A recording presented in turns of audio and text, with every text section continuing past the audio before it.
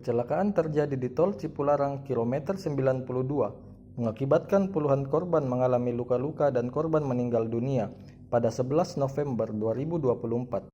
Total ada 30 korban dalam kecelakaan tersebut. Korban meninggal dunia merupakan anak-anak. 29 korban lainnya, 25 orang luka ringan dan 4 orang luka berat. Kecelakaan beruntun Tol Cipularang kilometer 92 ini diduga akibat rem blong dari truk. Namun, belum pasti bagaimana kondisi supir truk tersebut hingga saat ini.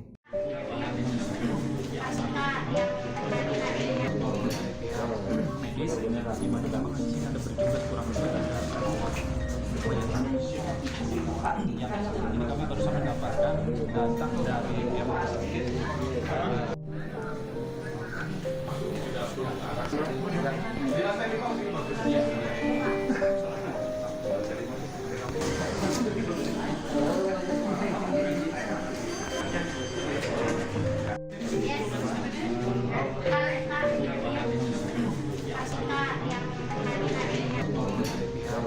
Medis di mana memang di sini ada berjumlah kurang lebih